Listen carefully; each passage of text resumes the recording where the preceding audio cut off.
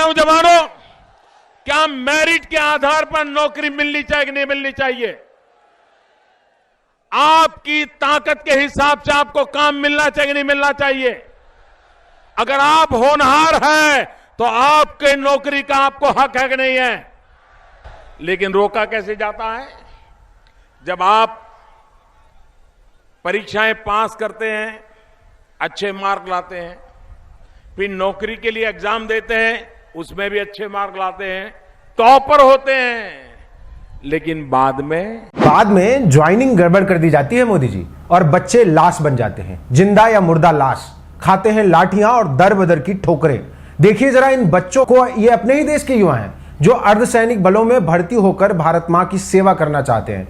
वही भारत मां जिनकी कस्में आप हर बात पे खाया करते हैं, इनकी बेबसी पर एक नजर ही मार लीजिए कम से कम। क्या आपको पता है एसएससी जीडी 2018 के फाइनल रिजल्ट के बाद भी नियुक्ति न मिलने के कारण छात्र सड़क पर हैं? छात्र इस बात के विरोध में नागपुर से दिल्ली के लिए पिछले एक हफ्ते से भी ज्यादा वक्त से पैदल मार्च कर रहे हैं। धीरे धीरे अभ्यर्थियों की स्थिति खराब हो रही है। वायरल हो रहे दर्दनाक वीडियो इन्हीं छात्रों के हैं, लेकिन मोदी सरकार की कानों पर जूं तक नहीं रेंग रहा। इनका दर्द ठीक से समझिए। अर्धसैनिक बलों की 54,953 रिक्तियों को भरने के लिए 21 जुलाई 2018 को एसएससी जीडी भर्ती परीक्षा 2018 के लिए विज्ञप्ति निकाली गई। फॉर्म भरने वालों की उम्र 18 से 23 के बीच तय की गई, यानी 2 अगस्त 1995 के पहला पैदा हुए और 1 अगस्त 2000 के बाद पैदा हुए अभ्यर्थी अप्लाई नहीं कर सकते थे। इसके बाद 31 मार्च 2020 तक रिक्तियों की गणना करने के बाद रिक्तियों की संख्या को बढ़ाकर 60,210 कर दिया गया। कुल 52,20,335 अभ्यर्थियों ने फॉर्म भरा। लिखित परीक्षा में कुल 30,41,284 अभ्यर्थियों ने भाग लिया।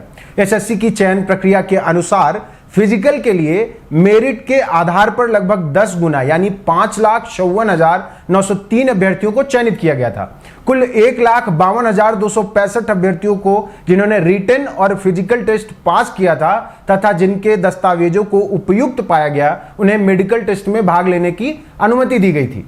अंत में मेडिकल टेस्ट में कुल 1,09,552 अभ्यर्थियों को योग्य पाया गया। योग्यता और संबंधित राज्य, श्रेणी और क्षेत्र में रिक्तियों की उपलब्धता के आधार पर एसएससी द्वारा दिनांक 21 जनवरी 2021 और 28 जनवरी 2021 को परीक्षा का अंतिम परिणाम घोषित किया गया था, जिसमें 60,210 स्वीकृत पदों के स्थान पर कुल 55,913 अभ्यर्थियों का चयन किया गया।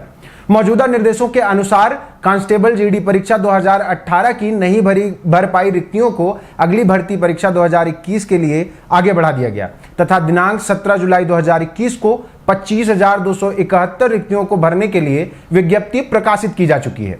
21 जुलाई 2020 को एसएससी ने कट ऑफ बदला और 1.09 लाख मेडिकल फिट अभ्यर्थियों में 55,912 अभ्यर्थियों की नियुक्ति कर दी। पहले से तय सीटों में भी 4,298 सीटों की कमी कर दी गई। यहां से अभ्यर्थियों ने प्रदर्शन शुरू कर दिया। पहले यह आंदोलन राज्य के स्तर पर था, लेकिन इसके बाद आंदोलनकारी अभ्यर्थी 27 जुलाई को दिल्ली के जंतर मंतर पर प्रदर्शन करने पहुंच गए।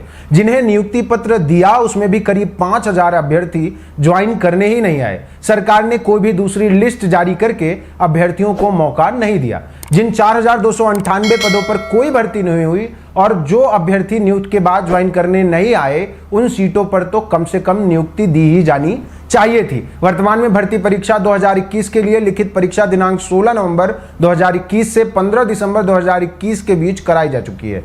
मजे की बात यह है कि 2018 की विज्ञप्ति में पीईटी, पीएचडी, डीएमई, आरएमई के लिए चयनित किए गए अभ्यर्थी 2021 की विज्ञप्ति के सफल अभ्यर्थियों की अंतिम सूची में शामिल होने का दावा भी नहीं कर सकते। विपक्ष ने सरकार से सेना में खाली पदों की संख्या पूछी तो 21 मई 2020 को केंद्रीय गृह राज्य मंत्री नित्यानंद राय ने बताया कि सेना में इस वक्त 1,11,093 पद खाली हैं। उन्होंने विभाग के आधार पर बताया कि बीएसएफ में 28,926, सीआरपीएफ में 26,506, सीआईएसएफ में 23,906, एसएसबी में 18,643, आईटीबीपी में 5,784 और असम राइफल्स में 7,328 पद खाली पड़े हैं। मार्च 2022 में अभ्यर्थी केंद्रीय परिवहन मंत्री नितिन गडकरी से मिलने पहुंचे। गडकरी ने उनकी बात सुनी, कहा मामला हमारे मंत्रालय से नहीं है, लेकिन हम आपकी बात को उचित जगह तक पहुंचाएंगे। गडकरी ने अभ्यर्थियों से अनशन खत्म करने की अपील की थी। तब अभ्यर्थियों ने बात मान ली थी और अनशन खत्म कर दिया था, लेकिन नतीजा आज तक सिफर ही है। इस भर्ती प्रक्रिया को लेकर अभ्यर्थी कई बार कोर्ट गए। 13 फरवरी 2021 को जबलपुर हाई कोर्ट में याचिका दायर की गई। सुप्रीम कोर्ट गए तो वहां कहा गया कि आप दिल्ली हाई कोर्ट में याचिका दायर करें। रायपुर हाई कोर्ट में याचिका दायर हुई तो कुछ दिन बाद कोर्ट ने अभ्यर्थियों के ही पक्ष में फैसला दिया।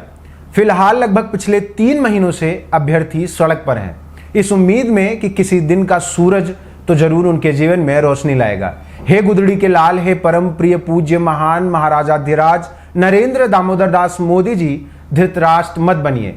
बन भी गए हैं तो कम से कम इन छात्रों की आवाज ही सुन लीजिए।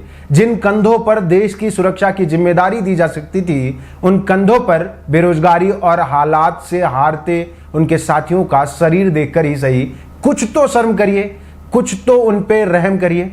धन्यवाद। अगर आपको वीडियो पसंद आया हो तो बने रहिए ब्लूकेट के साथ। हमें सपोर्ट करना मत भूलिए, हमारा वीडियो शेयर करना मत भूलिए, हमारे चैनल को सब्सक्राइब जरूर करिए। धन्यवाद।